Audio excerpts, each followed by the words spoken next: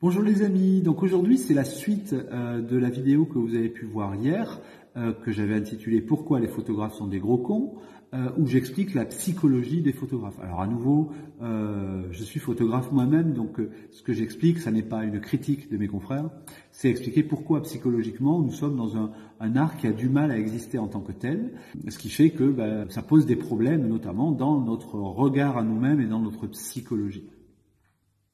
Donc ce que j'expliquais dans la vidéo d'hier, c'est que on est dans une problématique parce que pour la plupart des gens, photographier, être photographe, c'est simplement appuyer sur un bouton. Donc ça ne justifie pas d'être reconnu comme un art et surtout ça n'a pas de valeur financière. Ça c'est la première chose. Et puis de l'autre, l'espèce de fantasme dans laquelle se placent les gens sur ce qu'est l'artiste photographe ou sur ce qu'est le photographe à la mode par exemple. Tout ça c'est un fantasme. Nous sommes toujours dans la même problématique. Qu'est-ce que c'est un photographe qui fait son métier en tant que tel? C'est quelqu'un qui a une recherche graphique, une recherche picturale, une recherche esthétique et qui va essayer, par le biais de l'art photographique, de faire apparaître des images qui lui tiennent à cœur. Donc un petit retour en arrière, moi quand j'ai appris la photographie, donc c'est la fin des années 1990, à l'époque, pour devenir photographe et pouvoir espérer gagner sa vie avec cette profession, il fallait avoir beaucoup de techniques. Enfin, personne ne se lançait comme photographe, sauf des kamikazes. Personne ne se lançait comme photographe du jour au lendemain en quittant son métier pour devenir photographe. Parce que on était au temps de l'argentique, donc il fallait maîtriser un minimum le réglage de son appareil photo, savoir mesurer sa lumière, et puis surtout exister, c'est-à-dire le fait que les gens vous reconnaissent comme photographe, c'est-à-dire avoir des choses à montrer, donc avoir beaucoup travaillé en amont. Donc en général, comment les photographes devenaient-ils photographes? Alors soit ils sortaient d'une école, donc d'une école de photographie. Alors ça représentait une petite partie parce que les écoles de photographie n'ont jamais réellement fait des photographes, mais l'essentiel était formé sur le tas. Alors soit chez les photographes de ville, donc c'est ceux que vous connaissez vous sur le nom de photographes sociaux, c'est-à-dire les personnes qui font des photos de famille, voilà, de mariage, etc. Donc là en général, on devenait apprenti ou aide ou assistant d'un photographe de ville et on apprenait au fur et à mesure à faire les photos, à régler son appareil photo, puis après à tirer les négatifs et à imprimer les photos. De la même manière, dans la photographie de mode, on apprenait de la même manière, on était assistant dans un studio et on apprenait toutes les méthodes de travail. Et enfin, en journalisme, c'était un peu la même chose. Alors évidemment, il y a les écoles de journalisme qui formaient à la photographie. Donc là, on vous apprenait la technique, on vous apprenait ensuite à devenir un journaliste, c'est-à-dire à comprendre que votre travail n'est pas juste de faire de belles images, mais à donner du sens au réel. Mais après, de toute façon, on devenait concrètement photographe. Alors, en général, en sortant d'école, on était stagiaire deuxième année, c'est-à-dire que pendant une année, on était sous-payé. En général, c'était à peu près à hauteur du SMIC à l'époque. Et puis, on suivait un journaliste, photojournaliste qui connaissait son métier, qui vous apprenait les bonnes techniques, notamment les premières choses qu'on vous disait. Écoute, mon coco, tu es en plein soleil à midi. Plein soleil à midi, c'est F16. C'est F16 centième de seconde sans hasard. Ou F16, 125e de seconde, 125 hasard. En fait, c'est la même chose. Voilà, et puis on vous disait, là, regarde, tu peux pas mesurer la lumière parce que la personne en face de toi, elle est entourée de gardes du corps, tu vas utiliser le spotmètre et tu vas mesurer, par exemple, la luminance de son t-shirt. Tu vois, il porte un t-shirt noir, on sait que le noir, ça absorbe à peu près 3 IL par rapport à la charte de gris. Donc, par exemple, si tu mesures, je sais pas moi, par exemple, F4, au spotmètre sur le t-shirt de la personne qui descend les marches du Festival de Cannes, tu sais qu'en réalité, il faut rajouter 3 diaphes à cette valeur-là, 3 IL à cette valeur-là, donc 5, 6, 8, 11, donc ça veut dire que le bon réglage pour correspondre à l'éclairement qu'il y a sur le sujet, c'est de régler ton appareil photo à F11. Donc voilà, donc c'est les techniques qu'on apprenait, puis on apprenait évidemment beaucoup d'autres choses, mais c'était la méthode. Et en fait, il fallait aller 5 ans, 10 ans pour devenir un photographe aguerri qui pouvait espérer voler de ses propres ailes et gagner sa vie avec son art. Voilà. Alors ça, c'était avant. Et puis le numérique est arrivé. Alors le numérique, vous savez, ça donne l'impression que c'est facile parce qu'on fait une photo et on a tout de suite le résultat sur l'écran arrière de l'appareil photo et on se dit, ma photo, elle est bien ou elle est pas bien. Et on va corriger en fonction de ça. Avant, il fallait que la photo soit développée, donc il fallait pas mal de temps entre le moment où on faisait la photo et le moment où on avait l'aperçu de l'image. Sauf que ça donne l'impression que c'est plus facile, mais en réalité, je pense, et c'est ce que j'explique dans nombreuses de mes vidéos, c'est que ça vous trompe. Parce que vous avez l'impression que ce que vous voyez sur votre écran arrière de l'appareil photo, c'est votre photo, et donc vous allez faire des choix de temps de pause, d'ouverture, de sensibilité, de balance des blancs, etc., en fonction de ce que vous voyez. Sauf que si vous approfondissez ces notions, et c'est ce que j'explique dans mes livres, le seul moyen d'avoir un aperçu réellement, assez réaliste de la quantité de lumière qui est à l'œuvre dans votre cliché, le seul moyen c'est de la mesurer avec un outil de mesure qui s'appelle le posemètre. Voilà. Et donc, des tas de gens se sont lancés dans la photographie, a fortiori avec l'arrivée du statut d'auto-entrepreneur lancé en 2008 par Nicolas Sarkozy, qui a fait que, sans trop de risques, n'importe qui pouvait avoir le statut social et fiscal de photographe. Voilà.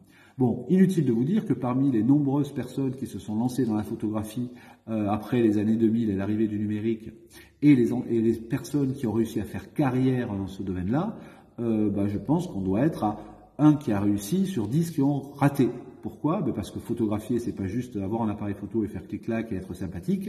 C'est à la fois être un bon technicien, pouvoir prophétiser qu'on aura toujours un résultat qualitatif à ses clients et surtout justifier son salaire. Et par ailleurs, ça c'est l'aspect photographe, mais après souvent la plupart des photographes qui se lancent, ils sont indépendants, c'est-à-dire qu'ils n'ont pas de patron, etc. Donc ils vont devoir aussi jouer le rôle de commercial et donc réussir à se vendre.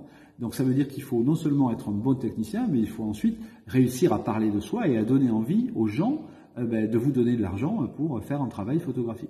Et ça, c'est aussi une autre histoire, et c'est beaucoup de gens ont raté parce que ils sont incapables d'aller voir un client et dire voilà, c'est tel prix parce que c'est le prix minimum pour que je gagne correctement ma vie. Et souvent, les gens ils comprennent pas parce que vous avez une photo, vous allez dire la photo elle vaut 1000 €, et la personne va dire je comprends pas, 1000, tu appuies sur un bouton quoi. Et donc la fraction de seconde où tu déclenches ton appareil photo, ça vaut pas 1000 €. Et après il faut expliquer que en réalité, ce que vous lui faites payer, outre les taxes, les charges et tout le reste, l'amortissement du matériel et énormément d'autres choses, mais c'est surtout, c'est les années où vous avez passé à apprendre la photographie sans être payé. Parce que c'est comme un médecin, un médecin il gagne bien sa vie normalement, mais parce qu'il a fait 8 ans d'études après le bac, et donc ces 8 ans d'études, pendant ces 8 ans d'études, il n'a pas gagné d'argent. Donc ces 8 ans d'études, ils sont ventilés sur le prix de la consultation et de son travail. Et plus le médecin est bon, plus c'est un grand spécialiste, plus il va vous demander d'argent. C'est aussi bête que ça. Voilà. Donc là, on va en arriver à un sujet qui avait beaucoup fait parler à l'époque quand j'avais abordé cette notion. C'est un peu le problème de la transmission de l'art photographique entre les générations. Moi, quand j'ai appris, il y avait des livres avec de la théorie photographique, de la photométrie, de l'optique, et les livres étaient difficiles à lire, et pour les comprendre, il fallait avoir fait des études, notamment des études en physique de l'optique. Voilà, parce que sinon, vous compreniez pas grand-chose. Ça, c'est la première chose. Et puis, ce qui nous était transmis, c'était souvent par des gens qui maîtrisaient parfaitement bien l'outil photographique. Par exemple, la question de la mesure, la différence entre l'éclairement et la luminance, qui vous expliquait que vous alliez flinguer votre négatif parce que vous aviez mal placé ou mal réglé votre flash. Donc c'est des choses où on ne pouvait pas se rater, il fallait être un bon technicien. Aujourd'hui, regardez comment vous avez appris la photo. J'imagine que la plupart d'entre vous, vous avez appris par le biais de petits tutos sur Internet ou par le biais d'amis qui connaissaient un petit peu la technique, qui vous ont dit, voilà, tu dois faire ça pour obtenir tel résultat. Mais je pense que le plus grand nombre d'entre vous n'a pas fait d'école. Et surtout, en fait, à part si vous avez lu des vrais livres de référence ou suivi des formations auprès de vrais bons techniciens de la photographie, il y a beaucoup de choses que vous pensez ou que vous croyez savoir. Donc l'essentiel de la transmission, elle se fait de quelle manière? Elle se fait par le fait qu'on va te dire, par exemple, tu veux faire un portrait d'une personne, si tu veux que l'image de la personne que tu vas photographier ne soit pas déformée, il faut que tu te mettes à 2,50 m. Voilà. Donc c'est en général le genre de notion qu'ont les gens que je rencontre qui n'ont pas été formés, qui viennent me voir pour apprendre vraiment la photographie. Et alors, cette information, elle est ni vraie ni fausse en réalité. Elle va être vraie dans un certain cas de figure, qui est lorsqu'on veut conserver l'homothétie d'un corps humain situé face à nous, par rapport au choix de cadrage que nous avons fait, c'est-à-dire le fait qu'on va faire plutôt en close-up, plutôt en gros plan ou plutôt en plan de taille, par exemple. Ça, c'est la première variable. La deuxième, ça va être l'angle de champ avec lequel nous travaillons, donc la longueur focale de l'objectif que nous utilisons. Et enfin, il y a la distance. Voilà. Donc ça aboutit à quoi? Ça aboutit, comme on vous a dit par exemple, que pour un plan américain, il fallait être à 2,80 m environ. Voilà. Alors c'est parfaitement vrai, mais à la seule condition que vous utilisiez un objectif de 80 ou de 85 mm. Dans ce cas-là, c'est vrai. Ça veut dire quoi? Ça veut dire qu'on vous a transmis une information qui est juste, mais comme elle n'est pas totale, elle est parfaitement partielle, vous n'en voyez qu'un aspect, elle est fausse. Parce que par exemple, si vous voulez faire une photo en plan large, vous avez intérêt à vous placer à 3 mètres avec une longueur focale de 50 mm. Si vous avez envie de faire un gros plan, vous avez intérêt à utiliser une longueur focale de 135 mm et de vous placer à 1,50 m. Voilà. Mais là aussi, pareil, si je vous donne ces informations-là de but en blanc, vous allez les appliquer comme on apprend les tables de multiplication à l'école, c'est-à-dire par cœur et sans réfléchir, sans comprendre le sens des choses. Et donc, par conséquent, vous allez appliquer bêtement votre petit tableau. Alors, ce genre de tableau, vous les avez dans mes livres, hein, donc j'explique tout ce que je vous explique ici, je l'explique dans mes livres. Donc, vous pouvez approfondir ces notions si vous trouvez que j'ai été un peu trop rapide. Mais ce que j'essaie de dire par là, c'est que vous avez une information, on vous dit, tu ne dois pas te mettre à plus près que 2,80 m de ton sujet ou 2,50 m de ton sujet parce que ça déforme. Premièrement, première question, est-ce que la déformation est vraiment un problème? Si vous connaissez l'art photographique et que vous connaissez notamment les gens que j'adore, comme Irving Penn. Irving Penn travaillait souvent de très près, donc vous avez la très célèbre photo de Truman Capote, par exemple, qui a dû être prise à environ 50 cm du romancier. Il y a une énorme déformation. Mais c'est pas une déformation, c'est un changement de perspective. Alors pareil, tout ça je l'explique dans mes livres, lorsque vous changez de distance, vous changez la perspective. Ce n'est pas l'objectif qui change la perspective. C'est parce que vous avez un objectif qui va vous obliger, pour avoir le même cadrage, à vous mettre plus ou moins près, que vous n'allez donc pas être au même endroit et donc par conséquent la perspective va changer. Mais là, à nouveau, comme je l'explique avec un grand auteur comme Irving Penn, on peut faire des photos et des clichés magnifiques en travaillant, en ne faisant pas la règle, en se disant il ne faut pas se mettre à 2,50 m. Tout ça nous vient donc à la question de la transmission. C'est-à-dire que la plupart des notions que vous avez, des choses aussi bêtes que la règle des tiers, par exemple, qui n'est pas une règle, qui est une méthode parmi 50 autres méthodes, sur le fait qu'il ne faut pas faire pencher les horizons, tout ça, ce sont des notions mal transmises. Pourquoi elles sont mal transmises? Parce que on ne vous a transmis que ce qu'on a retenu sans comprendre pourquoi cette notion avait été mise en place. Donc j'en viens à une de mes histoires favorites. Alors c'est une expérience qui a été menée par des scientifiques, des psychologues, pour étudier le comportement des singes et donc après pour commencer à étudier le comportement social des êtres humains. Et donc qu'est-ce qu'on fait? On réunit 20 singes, 20 chimpanzés dans une pièce fermée. Au milieu de la pièce, on met une échelle et en haut de l'échelle, on met un régime de bananes. Et au-dessus du régime de bananes, on installe des douches qui vont envoyer des jets très forts, très puissants et d'eau glaciale lorsque un singe commence à arriver au niveau des bananes. Donc évidemment, qu'est-ce qui se passe? Tous les chimpanzés essayent à tour de rôle d'attraper les bananes. Et une fois qu'ils se sont fait doucher les uns après les autres, il n'y a plus personne qui monte parce que les chimpanzés, ils n'aiment pas l'eau froide. Et donc voilà, donc ça fait que quelques jours se passent, et le régime de bananes, il est bien en haut de l'échelle, mais aucun singe ne cherche plus à les attraper. Et ils se contentent de la nourriture que leur donnent les gardiens, les expérimentateurs. On enlève un des singes qui ont vécu l'expérience de la douche glacée, et puis on le remplace par un nouveau singe qui est au courant de rien. Qu'est-ce que fait le nouveau singe? Il voit ses copains et puis il voit surtout les bananes. Donc il monte en haut de l'échelle, enfin il essaie de monter en haut de l'échelle pour attraper les bananes. Que font tous les autres singes? Ils l'empêchent de monter pour le protéger, donc ils le tiennent. Et donc le nouveau singe apprend que il faut pas aller chercher les bananes. Et il sait pas pourquoi. Il n'a pas connu l'histoire de la douche. Et qu'est-ce qu'on fait? Ensuite on continue et on remplace successivement chacun des singes qui a reçu sa douche froide par un singe qui n'est pas au courant de l'histoire. Et au fur et à mesure, ils apprennent par le biais des singes plus anciens qu'il ne faut pas monter. Et à la fin, on se retrouve dans la pièce avec 20 singes qui ne montent pas chercher les bananes parce qu'on leur a appris qu'il ne fallait pas le faire sans savoir pourquoi. C'est exactement pareil en photographie. On vous a transmis un savoir partiel, c'est-à-dire qu'on ne vous a pas expliqué la totalité des choses, souvent parce que la plupart des photographes ignorent ce que je vous ai expliqué, notamment par exemple l'histoire des 2,50 m. Alors, si ça vous intéresse, c'est ce qu'on appelle la loi des 24 degrés d'angle. La loi des 24 degrés d'angle, c'est à peu près la vision de discrimination des formes des êtres humains qui font que pour voir les choses avec un certain cadrage, il faut qu'on soit à une certaine distance. Et pour conserver cette homothétie, il faut qu'on ait un objectif, si on fait des photos, qu'on ait une longueur focale qui corresponde à l'angle de champ qu'on attend. Voilà. Donc ça, c'est quelque chose qui se calcule avec une formule mathématique. Et une fois que vous avez compris, vous pouvez l'appliquer à toutes les choses. C'est-à-dire, là, je vous ai parlé tout à l'heure du gros plan, du plan américain et du plan large. Mais si vous voulez photographier, je ne sais pas, un 35 tonnes, par exemple, vous calculez la longueur du 35 tonnes, vous savez à quelle distance vous devez vous placer, et donc quelle focale vous devez utiliser pour maintenir l'angle de champ adéquat, et vous savez comment ne pas avoir de transformation de la perspective du 35 tonnes. Voilà, donc c'est applicable à tout.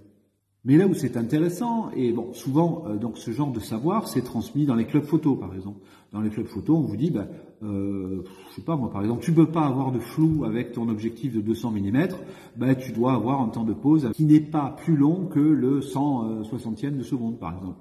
Ou tu fais une photo au 50 mm, tu dois avoir un temps de pause qui n'est pas plus long que le 1/40e de seconde, à peu près. Alors, ça aussi, c'est vrai, mais c'est pareil, c'est une information partielle, parce que pour comprendre la totalité de la problématique, il faut avoir fait un peu d'optique et avoir des notions. Une fois que vous les comprenez, vous comprenez que vous pouvez parfois vous affranchir de ces notions. Mais là où c'est amusant, et c'est là que j'interviens moi, c'est que je maîtrise certains sujets de la photographie, et donc lorsque je me retrouve face à quelqu'un qui me dit « Mais enfin, t'es folle de te mettre à 20 cm de ton sujet pour faire des photos, ça déforme », ça m'amuse, parce que j'ai dit « Mais oui, mais explique-moi pourquoi ça déforme, explique-moi pourquoi il faut pas le faire ».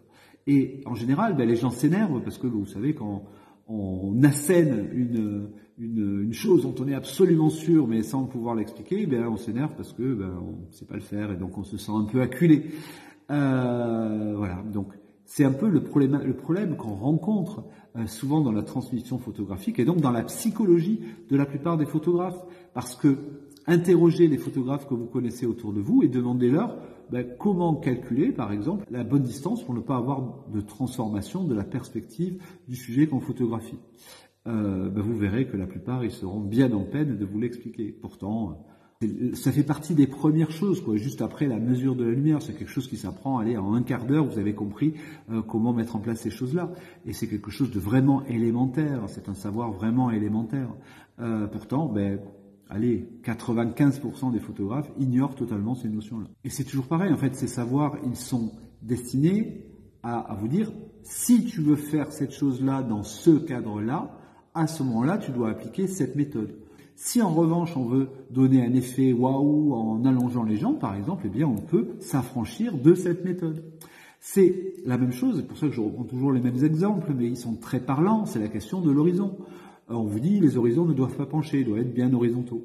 Pourtant, une des plus grandes photographies pour moi, l'un des plus grands auteurs en photo américain, qui s'appelle Roy de Carava, cette photo s'appelle Le Contrebassiste. Donc on y voit 3 musiciens noirs en train de rentrer par le biais du métro de New York, avec leurs instruments, on les voit de dos en train de partir vers la gauche de l'image. Si vous regardez la photo, vous verrez qu'elle est inclinée et que l'horizon n'est pas horizontal. Parce que ça donne du sens à l'image. Qu'est-ce qu'on y montre? On y montre 3 musiciens noirs qui ont été applaudis par la foule pendant qu'ils jouaient dans le club de jazz. Voilà, et donc ils étaient des stars, et puis maintenant ils rentrent chez eux. Et ils rentrent chez eux, donc ils ne sont plus que 3 noirs qui rentrent chez eux dans le métro de New York. Et la photo, elle a été prise dans les années 60. Les années 60 où il y avait encore la ségrégation aux États-Unis, où le racisme systémique était encore présent.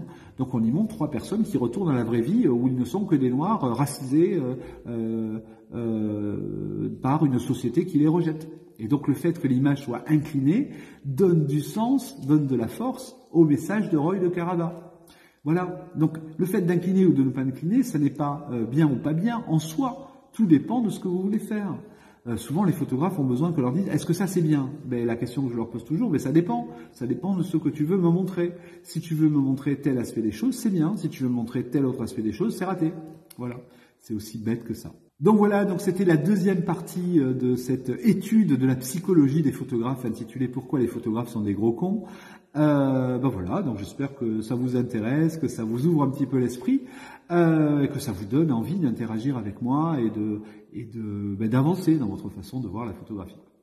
Et puis on se retrouve demain pour une prochaine vidéo.